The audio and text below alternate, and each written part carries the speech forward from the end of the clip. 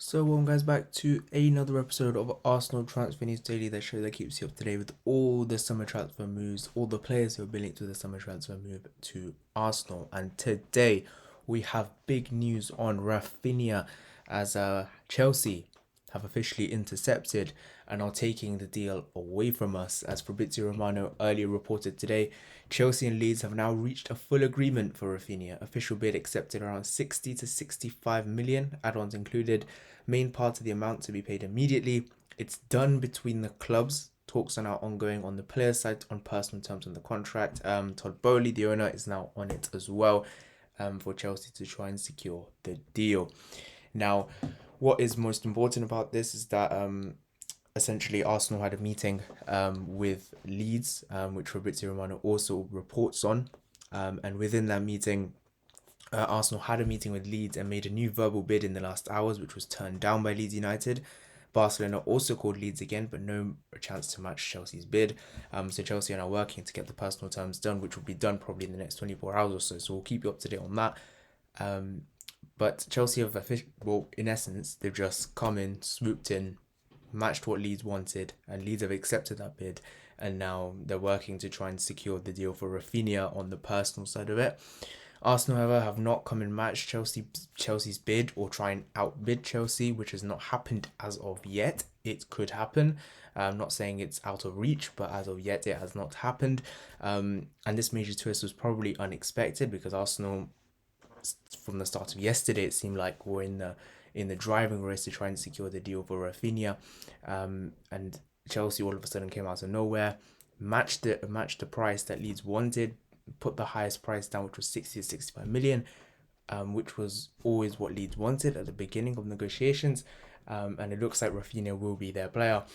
Now, I think there is a bit of chance still for Arsenal. I don't think it's all over yet. I think there is still a chance for Arsenal to try and swipe in and match the deal and try and agree on personal terms with Raphinha, because Raphinha is always open to joining Arsenal. Whether obviously because we don't have Champions League football, can we still attract him or not? Can we still lay the ambition down on the table for Raphinha to come and join us instead of Chelsea? Obviously, Chelsea new owner, they've got Champions League football. They could probably offer a bit more than us at the moment, which unfortunately is the matter of the situation. We can match the financial side of it, but can we match the footballing side of it?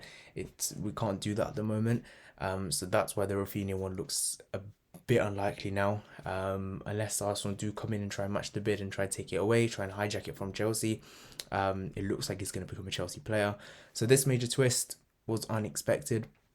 But this is the nature of the game, and there's nothing we can do about it. But moving on from Raphinha, because I think now it's important to move on and try and look at other targets. And one target that I've talked about many times is this man there, Serge Gnabry. Bring him back. Bring him back. He's going to be cheaper. I'm telling you, he's going to be cheaper than Raphinha, because for Raphinha it's around 60 to 65 million. For Serge Gnabry it's closer to 40 million.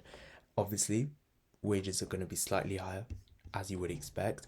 But look, they've already signed Sadio Mane. It looks like they want to get rid of Serge Gnabry. Bayern Munich, they want to get rid of him. A lot of teams are interested. Manchester United are interested. Liverpool are interested.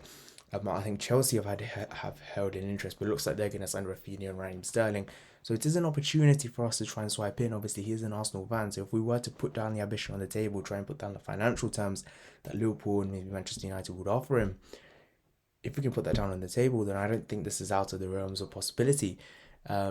Again, he probably wants to go to somewhere like Liverpool, but again, there's a lot of competition over there. There is competition at Arsenal, obviously, because he's going to be competing with Bukayo Saka. Whether he gets in over him, I'm not too sure what Arteta wants to do. But at the moment, it looks like we've not been properly linked with him. But again, if there is a proper replacement or backup number two option we're going to have to Raphinha, it would be someone like him. Other names have been touted around, more manifested, if not anything. There's like Trossard, Bowen, Cody Gakpo have been linked with, Noah Lang as well. So these sorts of players have been sort of linked around here and there as well. Some of them would be good, like Bowen. But does he want to come? Not too sure. English tax will be a bit difficult, but I think for this is the best value we can get right now on the market. I think Serge Gnabry. Leave your thoughts in the comment section down below. Would you guys be in for Serge Gnabry? Do you think it's a good signing or not? I think it definitely would be if we're trying to bring someone like him in. He's going to bring so much quality to our team, especially when we have had Raphinha taken away from us. What other options are there in the market? What else are we looking at? Do we have to offload Pepe first before making this happen? Maybe the delay for the Raphinha signing and the bid to try and match Chelsea was due to the fact maybe Arsenal trying to offload Nicola Pepe first and then trying to move for Raphinha. Maybe that was the thinking behind it. But Chelsea have swooped in for Raphinha, and it looks like they're making that deal happen. And right now, there isn't much we can do other than try and match that bid and try and push Raphinha away from Chelsea to come to us for whatever reason. How that convincing will happen remains to be unseen, but Raphinha has still not made his mind up whether he wants to go to Chelsea, which as of tomorrow, this time tomorrow, could change, may well change, but we'll just have to wait and see. But Serge Gnabry definitely an option we should definitely be looking at. The next man we're going to be talking about is Lisandro Martinez. Now, reports today are suggesting that Manchester United are set to complete the signing of Tyrell Malacia, and after that, they will turn their attention to Lisandro Martinez. So it does look like Manchester United are trying to steal a charge on us after Malacia's signing. And looks like another rival is trying to intercept one of our signings and one of our potential deals. It just shows how quickly things can change in the transfer market. And it is very difficult to try and close deals, which is proving difficult right now for Arsenal after Jesus. Whether we're going to move for Lisandro now is uncertain. As I have said many times, it could be dependent on sales, whether it is or it is not remains to be seen still, whether Arsenal are going to push ahead with the funds to try and secure a signing which would be north of £40 million. Arsenal did have a bid rejected close to £35 million, which included add-ons. Ajax once set 10 million more. That agreement was said to be closed, and whether Arsenal will look to complete that deal remains to be unseen as of yet. But the agreement is close on that situation. Manchester United are also interested, but also hold a firm interest in his centre-back partner Yuri Timber. Whether Ajax will allow both signings to go through to United or Arsenal, whether it will just be one of Martinez or Timber going to one club or the other, again remains to be seen. Personally, I think it'll be a good signing, good utility signing, because we do need depth in that area. It does look like, especially the Nuno Tavares situation looking unclear. So it'd be a good signing, definitely. But I think we need to try and do it quickly if we're going to do it, because it does look like United want to start moving in the transfer market. As of yet, they've not made any signings, so it does look like they kind of want to move forward and try and make signings. But I feel like we need to be quick, otherwise we risk another one of our rivals securing our targets. And I think that is one thing we really need to avoid happening again to us after it looks like Raphinha is going to Chelsea. So let's hope we can try and secure this signing and not lose out to another rival. But I think we just need to speed it up a bit, more so than anything. And let's hope this one gets done. As I've said many times, it would be a good signing I'd like to have. But leave your thoughts in the comment section down below. Do you think Manchester United will go ahead with him, or is it going to be Timber, or the Arsenal going for him, whether Arsenal need him or not? Leave your thoughts all in the comment section down below. Before moving on to the next point of discussion, Arsenal did release their all or nothing trailer, which is pretty interesting, and I did make a reaction video to it, so it's going to be the last video on my channel when I did react to the 24-second trailer that Arsenal have released. Amazon Prime have released for the new All or Nothing documentary, which is going to be released on the 4th of August. So that is worth to watch the trailer, pretty interesting, and I give my reaction and my thoughts ahead to the documentary as well in the last video, so go check that one out. But the next player I want to talk about now is Bukayo Saka. Now, nothing crazy to report on, but it's a contract situation at the moment with Bukayo Saka, because he does have 2 years left and he's not signed a new deal.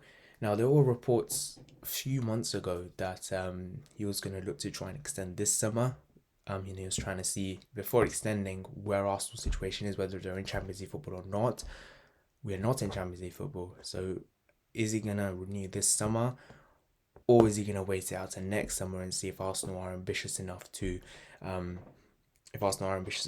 qualify next season for the Champions League, or will he look to move on next season? Whether he will look to leave or not. I don't think he's gonna leave this summer. If that's what fans are worried about, I don't think he's gonna leave at all. But I think one thing to be kind of worried about is the contract situation, because if we're not qualified for Champions League this season, but then if we don't qualify next season, then I think we run a big risk of losing someone like Bukayo Saka, because then you're gonna have teams like Man City, Liverpool, Bayern, all these big clubs are gonna be snooping around for someone like Saka. Juventus, Barca, Real, whoever, all the big clubs are gonna be in for him. And then he's down to his last year, so then I mean, we've seen this story before with Arsenal so many times. So I don't know how Arsenal are going to play this, whether they're going to try and offer an extension of only a year with the option of renewing further next season if Arsenal get to the Champions League next season, or have some sort of release clause where if Arsenal don't make it into the Champions League next year, then there's X release clause where a club could pay it and he could leave. Otherwise, that release clause is removed. Something along those lines, some sort of stipulation along them lines, would probably be what would be the thoughts process. But this is one I wouldn't start worrying about immediately. But it's something that's gonna be running into the next season, and it's one thing to be wary about. But let's hope Bukayo Saka stays. He's a good player, and he's one for the future definitely, and one that is doing it now. One player of the season for us 2 times in a row. So let's hope he stays. Let's hope he renews. But it's a precarious situation still. But thank you guys so much for watching this video. If you have enjoyed, please leave a like and subscribe. See you guys in the next one. Bye bye.